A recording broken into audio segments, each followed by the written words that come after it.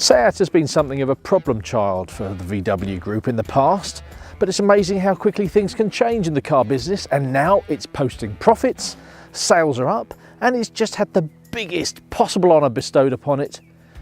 The new Ibiza debuts the MQB A0 platform.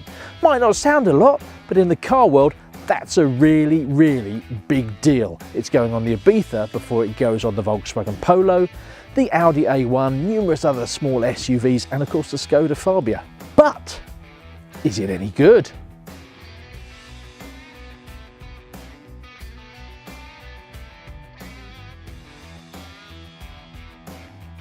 So first impressions of the Ibiza, well, you can sum it up really in two words: grown up. This new MQB A0 platform makes the Ibiza feel, well, very much like a Leon or a Golf or an Octavia, which isn't a bad thing because it tends to ride quite nicely. This is the FR version, which is slightly sporty, 150 PS, so what's that, about 148 brake horsepower, 147 brake horsepower, thereabouts, and obviously sitting on slightly sexier wheels, so the ride is a little bit firm. But I've spent a lot of time in the 1 litre turbocharged 3-cylinder 115 PS, 114 brake horsepower engine. Really enjoyed that, smaller wheels, and it just felt so mature, so comfortable, really refined, so quiet in fact that you can notice the wind noise rushing around these very angular wing mirrors, and that's a bit of a theme for this car. If you look at it from the outside, some really crisp lines, and when I say crisp I mean actually crisp. You know, they are manufactured really well, and that's the one thing about this factory, this Seat factory here in Martorell. They actually make cars for Audi. The quality is that good. But let me talk to you about quality, because your definition of quality might be very similar to my definition of quality, which is some nice squishy plastics. So in here, if you look at the dashboard, looks nice, feels nice, but it's not that squishy soft plastic that you'll probably get on the Volkswagen or the Audi version. But chatting to Luca Di Meo, who's Seat's charismatic chairman, he said bluntly, we've got to build it to a price. Either you can have squishy plastics, it's going to cost you more, and that's not really where Seat is, and that's where the differentiator is as well between Volkswagen, Audi, Seat and Skoda. So I'm now doing 60, approaching 70 miles an hour. This is a super mini. You know, this is a car that's going to start at around £13,000, and it's seriously quiet. Listen. Sure, this is the new 1.5 litre engine, and it's got quite a bit of poke. You're going to be able to have some fun with this.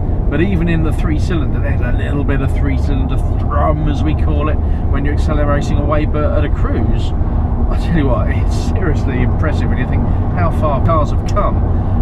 We don't yet know whether there's going to be a Cupra version of the Ibiza. Let's hope so. But for the moment, this FR is about as hot as it gets. And in terms of ride handling combination, or the balance there, it's pretty impressive. Rides reasonably comfortably, turns in fairly sharpish. Not a huge amount of feel through the steering, but you can have a little bit of fun with it. And it looks pretty good. The FR gets the blanked out wing mirrors, it gets twin exhausts at the back. It's a really good looking super mini.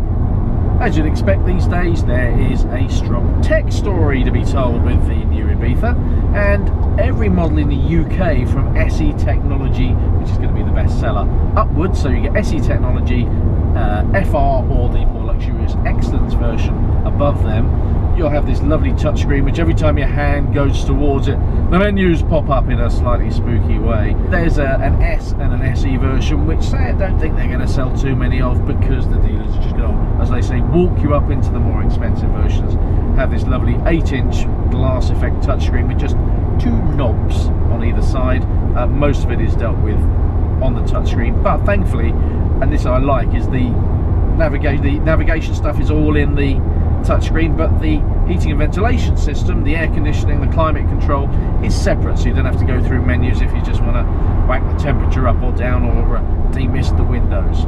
You'll get loads of other tech on this car as well. I'm sure it'll be able to park itself or something like that. But more importantly, it's got pedestrian detection with braking. It's got automatic cruise control. Really technology that is coming down to the super mini sector that we haven't seen before. From a practical point of view, although this car is 2mm, tiny 2mm shorter than the old one, there's actually more space inside, 35mm more knee room in the back because the wheelbase has been stretched by 95mm. The boot also, they claim that it's bigger than a Ford Focus, but this has got 300 odd litres of boot space for a super mini. Pretty impressive. Now, I'm pretty comfortable at the back. I've managed to sit behind myself as well, so there's plenty of room for a couple of burly blokes in the back, or 3 kids will be very, very happy. This is a super mini that's really bordering on the small hatch territory. Now, Seat says the average age of an Ibiza buyer is 10 years younger than the class average. So will those young people like the newfound maturity of the Ibiza? I think they will. You see, the super mini market isn't exactly flush with great cars at the moment.